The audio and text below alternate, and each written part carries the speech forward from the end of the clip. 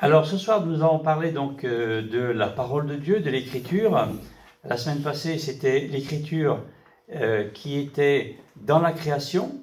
Dieu a voulu créer quelque chose de tellement immense que lorsqu'on regarde la création, eh bien, tout simplement on dit mais forcément il y a un créateur. Il est dit que c'est afin que les hommes eh bien, puissent le chercher. Alors deuxième partie, là on va voir la parole écrite dans le cœur humain. Et là, c'est un peu particulier ce qu'on voit, puisque d'habitude, l'écriture, eh bien, c'est nos Bibles, hein, c'est vrai. Hein, et on voit que Dieu a déjà écrit sa volonté, ce qu'il veut, sa présence, d'une manière partielle, puisque la création a été abîmée par le péché. Mais ça a été écrit dans la création, mais on voit que c'est écrit aussi dans le cœur humain. Mais je parle du cœur humain qui n'est pas né de nouveau. Et là, c'est quand même très particulier ce qu'on va voir.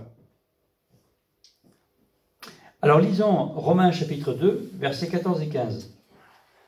Quand les païens, qui n'ont pas la loi, donc la loi de Dieu, font naturellement ce que prescrit la loi, eux qui n'ont pas la loi, ils sont une loi pour eux-mêmes. Ils montrent que l'œuvre de la loi est écrite dans leur cœur. Leur conscience en rend témoignage et leur raisonnement les accuse ou les défend tour à tour.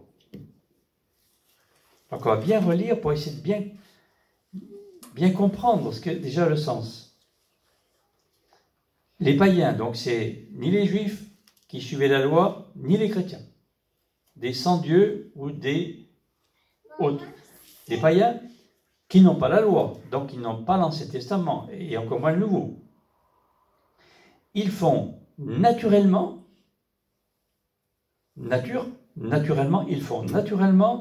ce que prescrit la loi de Dieu.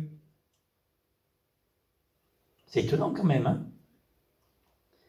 Et il est précisé encore, eux qui n'ont pas la loi de Dieu, eh bien, ils sont une loi pour eux-mêmes, et ils montrent que l'œuvre de la loi est écrite dans leur cœur.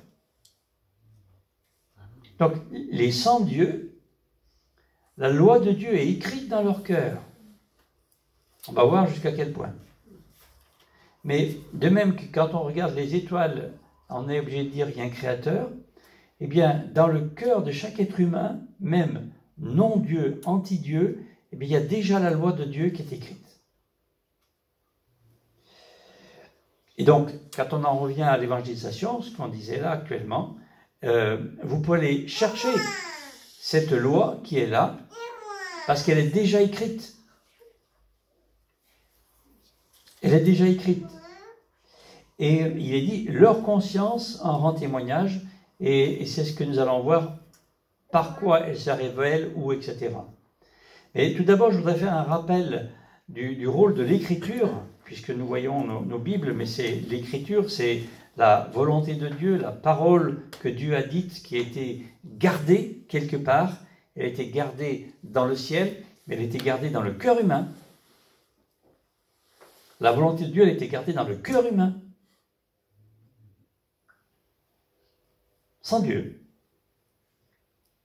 Pourtant opposée à Dieu, mais la parole de Dieu a été gardée dans le cœur humain, écrite. Le rôle de l'écriture, le psaume 119, verset 11 dit « Je serre ta promesse ou ta parole, hein, puisque le mot est pareil, je serre ta promesse ou ta parole contre mon cœur, afin de ne pas pécher contre toi. » Donc le rôle de l'écriture, eh bien, ça va être de ne pas pécher contre Dieu. De savoir ce que je dois faire, et bien sûr, il y a sanction si je vais pécher. Hein, l'âme qui pêche mourra. Mais il y a aussi bénédiction, hein, Deutéronome 28, verset 1, je pense qu'ici beaucoup le connaissent. Si tu obéis bien à l'Éternel ton Dieu, alors je te bénirai dans la ville, je te bénirai dans les champs, ton ennemi reculera, etc. etc. Donc on voit la fécondité, on voit la richesse, l'abondance, etc. etc. En fait, il y a la faveur de Dieu sur tous ceux qui obéissent à l'Écriture. C'est simple. Dans Romains chapitre 3, verset 20, il est dit « C'est par la loi que vient la connaissance du péché. Donc, par l'écriture, je vais connaître ce que je ne dois pas faire. C'est par la loi que vient la connaissance de l'écriture. Non, c'est par la loi, pardon, que vient la connaissance du péché. Romains 3, 20. Donc, je vais connaître ce que je ne dois pas faire au travers de l'écriture. C'est pour ça que j'ai été très étonné quand on m'a donné une Bible à lire. Enfin, quand j'ai commencé, je me suis converti, il y a bien des années, n'est-ce pas? Et je pensais trouver que des bonnes choses dedans, et j'ai vu qu'il y avait des bonnes choses, et il y avait aussi des mauvaises. C'est-à-dire que je voyais des gens qui faisaient des choses très mauvaises, je voyais des gens qui étaient traîtres, Judas, enfin, je voyais des gens qui étaient... Je me disais, mais David, un homme de Dieu, et puis il fait n'importe quoi, il va commettre l'adultère, enfin, il fait tuer le mari, on se dit...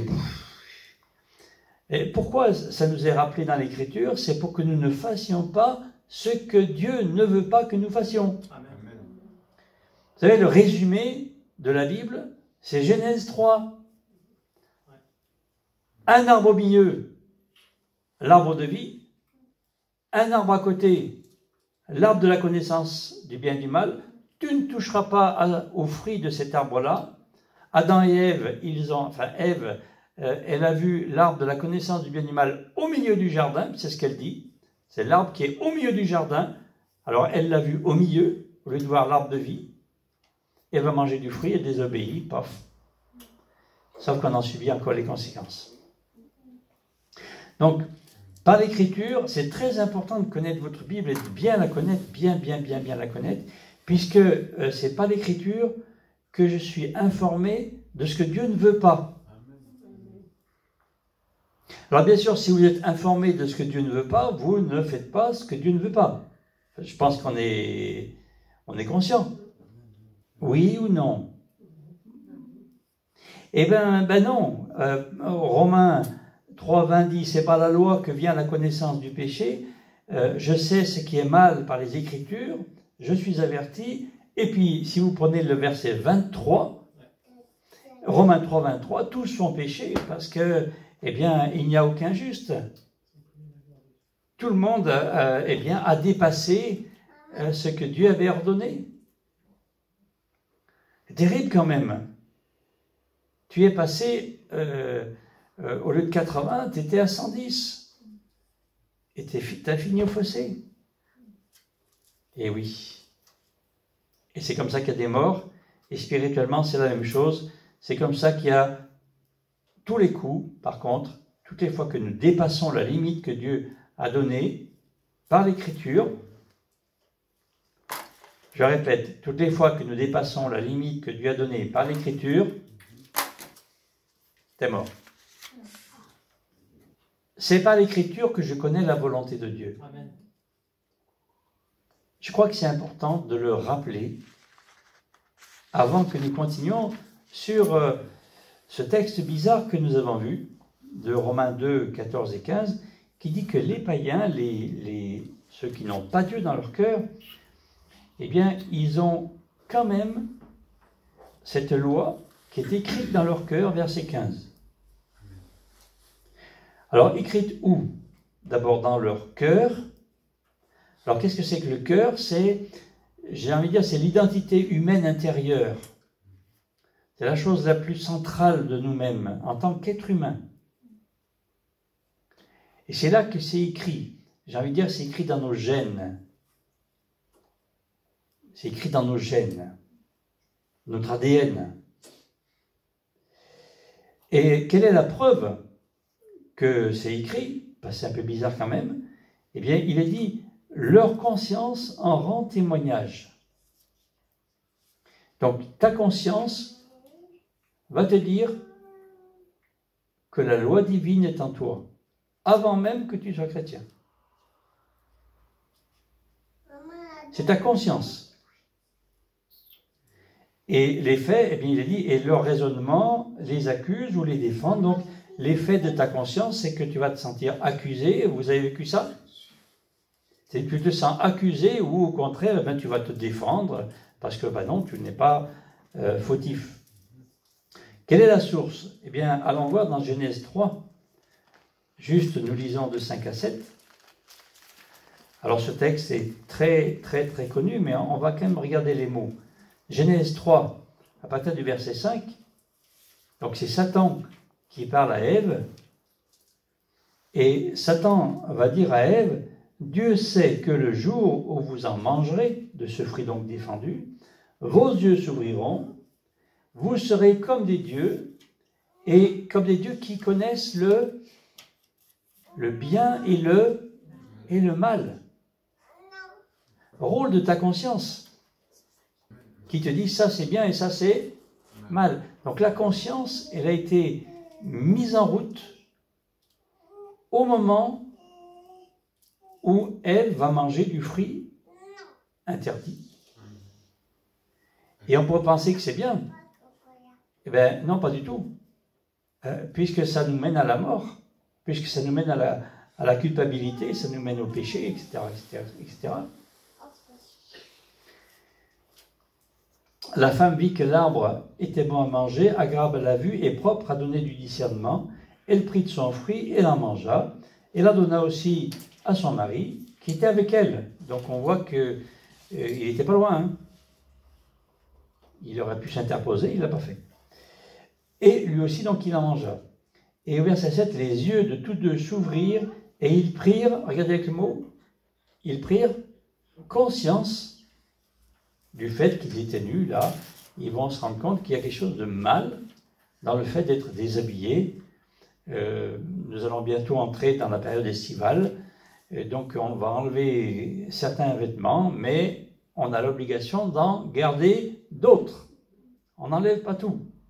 Alors, ils prirent conscience du fait qu'ils étaient nus. Donc c'est bien dans la conscience qu'à partir de ce moment, le bien et le mal, eh bien, vont être transmis dans chaque génération. Et c'est bien après la chute. Depuis Genèse 3, l'homme a une conscience. Et c'est là que Dieu y a écrit une partie de sa loi. Avant, il n'y avait pas de loi.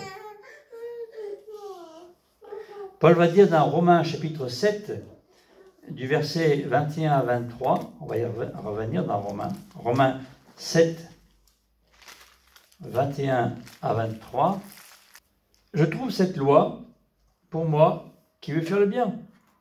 Le mal est présent à côté de moi. Je prends plaisir à la loi de Dieu dans mon fort intérieur. Mais je vois dans mes membres une autre loi qui lutte contre la loi de mon intelligence et qui me rend captif de la loi du péché qui est dans mes membres. Paul ne parle que de son corps, là. De son corps, de son cœur, de son être en tant qu'être humain. Ce que je vous disais, l'identité intérieure humaine, le cœur. Il ne parle que de cet aspect. Et il est très malheureux puisqu'il voudrait faire le bien et il ne le fait pas. Et le mal qu'il ne veut pas faire, il le fait aussi. Est-ce que quelqu'un ici se reconnaît en Paul? Oui, je me reconnais aussi, moi. Hein. J'ai le désir de faire des bonnes choses et je ne vais pas les faire. Et par contre, je ne veux surtout pas faire quelque chose. Et je me vautre et je les fais. Mais je pense que chaque être humain est pareil. Donc il y a bien en nous-mêmes, dans ce cœur, dans cette identité humaine intérieure, quelque chose qui nous a été transmis et qui fait qu'il y a ce péché qui nous a été transmis, mais ça va plus loin que ça. Il y a la loi divine qui dit ça, c'est interdit. Et on va voir jusqu'où ça va, justement. Dieu a écrit une partie de sa loi dans le cœur de chaque être humain. Alors, quelle partie? Exode 20, on va les voir. Les 10 commandements. Prenons à partir du verset 12. Honore ton père et ta mère. C'est un commandement de Dieu. C'est la loi de Dieu. Ça a été donné par Dieu à Moïse. Moïse, Dieu l'a inscrit sur les tables de pierre. C'est ce que nous verrons la semaine prochaine. Pourquoi était-elle en pierre? Alors que nous allons voir qu'avant, Moïse a déjà écrit sur un livre. Pourquoi c'est sur de la pierre? L'écriture. Bon, mais toujours est-il, c'est la parole, c'est la volonté, la parole de Dieu. Honore ton père et ta mère. Excusez-moi, mais ça s'arrête dans le cœur des humains. Hein. Il y a des gens qui ne sont pas chrétiens du tout, mais qui pourtant, eh bien, c'est une loi intérieure. Mais on va aller voir un peu plus loin. Verset 13, tu ne commettras pas de meurtre. Tu ne tueras pas. Est-ce qu'il y a besoin d'être chrétien pour mettre en pratique cette loi? Non. Pourtant, c'est bien dans la parole de Dieu. C'est la volonté de Dieu. Allez, on va aller encore un petit peu après. Tu ne commettras pas d'adultère. L'adultère dans le monde d'aujourd'hui, c'est quelque chose qui n'est plus répréhensible au niveau de la loi humaine. Mais dans le cœur de chacun, quand on sait que quelqu'un d'autre a commis l'adultère, quelle est notre réaction? La réprobation. Il vivait très heureux depuis tant d'années, tout d'un coup, il est parti ou elle est partie avec un autre et sans raison. Enfin, et on se dit, mais pourquoi? Et au fond de nous-mêmes, eh bien, il y a de la réprobation.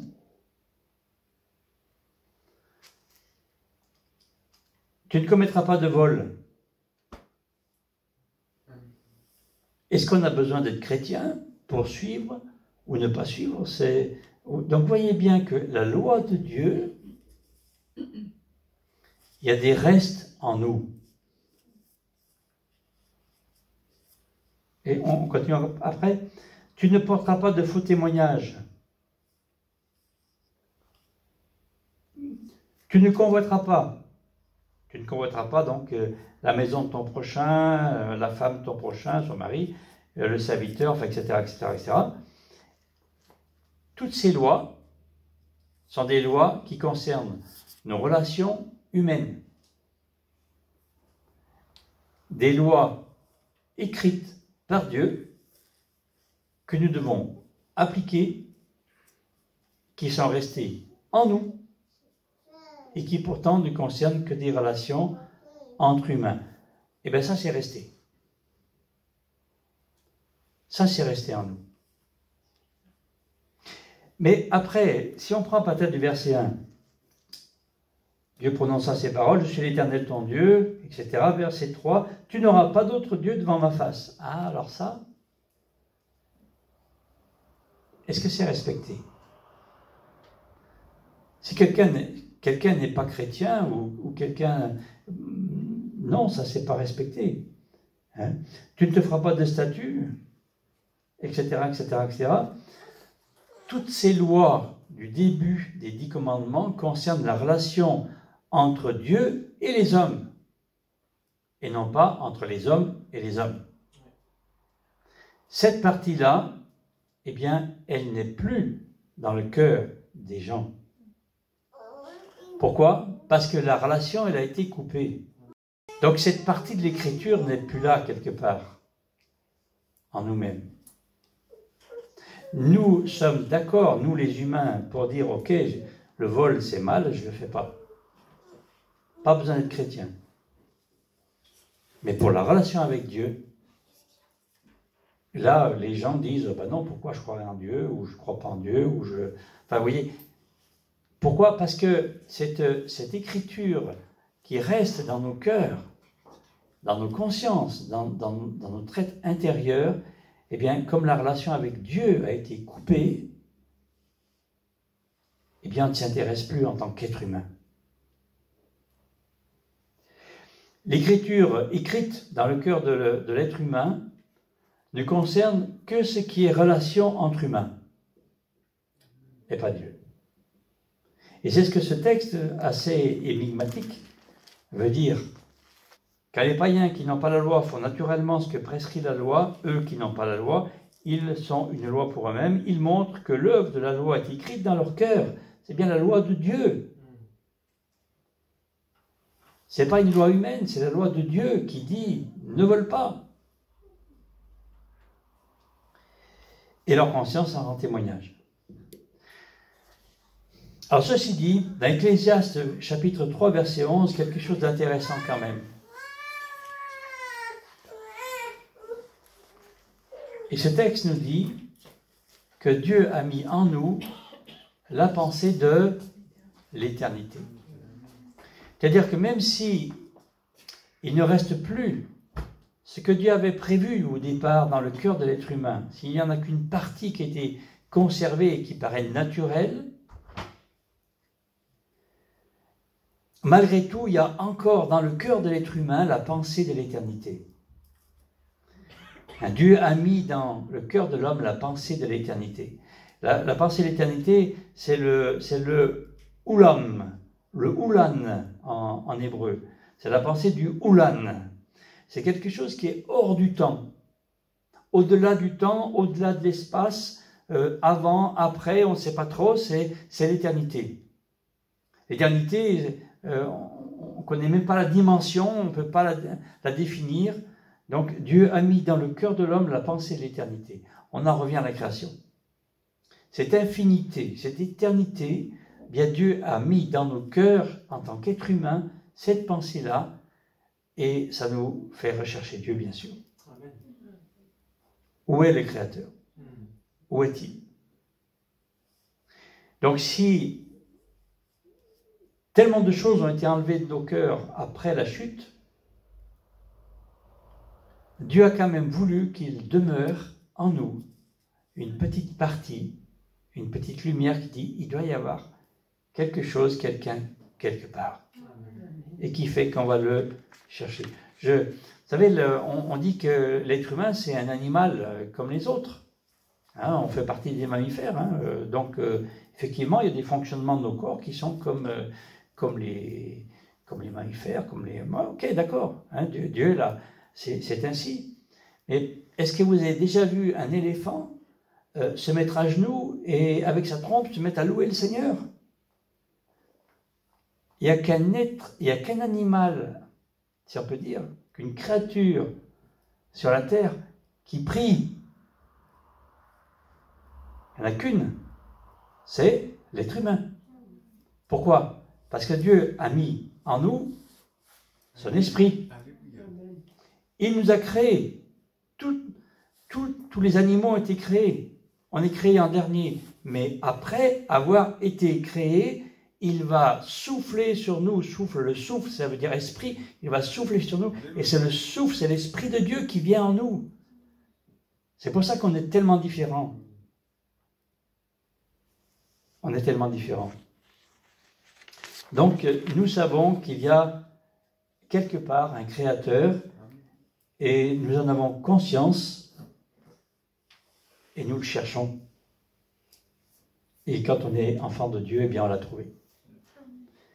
Alors, quatrième point, obéir à ma conscience est-il suffisant pour être sauvé? Si Dieu a mis sa loi dans mon cœur, qu'un petit bout, dans mon cœur d'être humain, mais est-ce que ça pourrait être suffisant pour être sauvé? Ben non. Alors on va repartir dans Romains. Romains 3, verset 10. Il est écrit, il n'y a pas de juste, pas même un seul. Nul n'est intelligent, nul ne cherche Dieu, tous se sont égarés. On va aller au verset 21. Maintenant, sans la loi est manifestée la justice de Dieu, attestée dans la loi et les prophètes. Justice de Dieu par la foi en Jésus-Christ, pour tous ceux qui croient. Il n'y a pas de distinction, tous ont péché, ils sont privés de la gloire de Dieu, et ils sont gratuitement rendus justes ou justifiés par sa grâce, par le moyen de la rédemption qui est en Jésus-Christ, etc., etc., etc. Donc, on voit bien qu'il n'y a qu'un seul moyen. Et au verset 22, il est bien dit, pour tous ceux qui croient. Il n'est pas dit qu'il va sauver tout le monde. Il y a un courant qui dit qu'au final, Jésus va sauver tout le monde. Les gens qui aient fait des bonnes choses, des mauvaises, des chrétiens, des pas chrétiens, peu importe, mais finalement, happy end, à la fin, Jésus sauve tout le monde. Eh ben non. Eh ben non, pas du tout.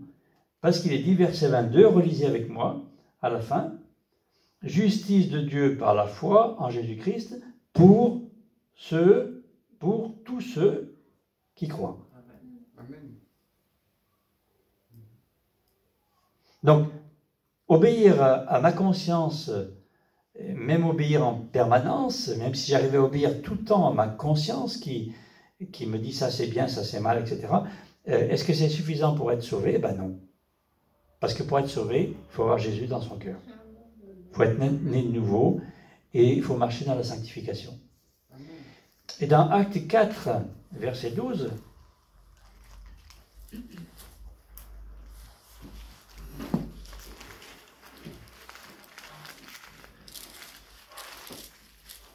Acte 4, verset 12, c'est des textes qu'on ne lit pas souvent. Donc c'est pour ça, ils sont connus, mais...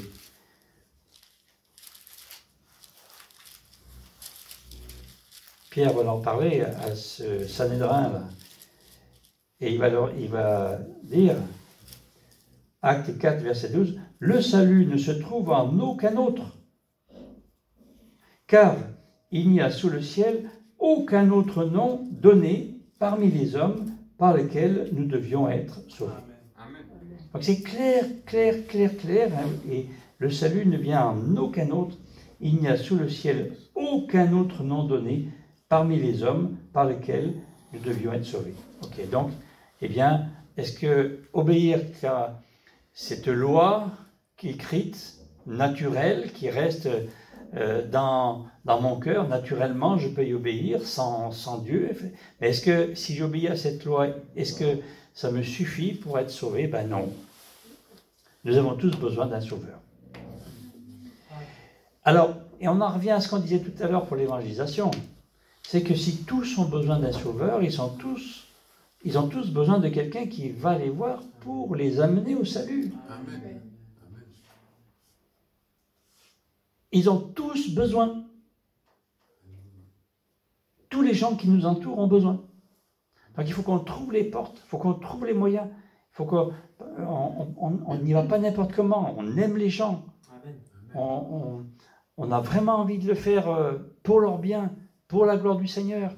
Mais on a la conscience qu'ils sont tous perdus et qu'on doit trouver le moyen pour faire passer le message. Amen. Les uns donneront un prospectus, les autres le mettront dans la boîte aux lettres, d'autres rendront service à quelqu'un, d'autres feront peut-être qu'un sourire, diront un mot, peut-être que tu apporteras à manger à quelqu'un. Il y a tellement de façons d'évangéliser. Amen. Tellement de façons. Mais tous ont besoin d'un sauveur et tous sont donc à évangéliser. Pour terminer, je dirais, en faisant un rappel, Dieu a écrit sa présence dans la création. Lève les yeux, regarde qui a fait cela. Dieu a écrit sa loi dans le cœur humain, c'est la deuxième partie que nous voyons voir. Et là on voit que c'est encore pas suffisant parce qu'elle a été tronquée, cette partie, bien sûr. Hein. On a des restes. C'est très important de le savoir, parce que quand j'évangélise, il faut que tu saches que les gens ont une conscience du bien et du mal. Et c'est là que le Saint-Esprit s'en sert. Amen. Il se sert de quoi? Il va convaincre de péché. Il va convaincre. Il va convaincre qu'il a mal agi. C'est le Saint-Esprit qui vient convaincre. Il y a le bien, le mal. Ok, ce que j'ai fait, c'était mal. C'est le Saint-Esprit qui vient convaincre. Mais il faut que vous sachiez que dedans, il y a les restes de Dieu. Le Saint-Esprit, il est là. S'il tape dessus, si tu y vas fort, il va convaincre. C'est très encourageant pour l'évangélisation. Dieu écrit sa loi dans le cœur humain afin que, avec ses restes, nous puissions apporter l'évangile. Et donc, la semaine prochaine, nous verrons, Dieu a écrit sa loi sur des tables de pierre, mais là, question, Pourquoi fallait-il que ce soit des tables en pierre?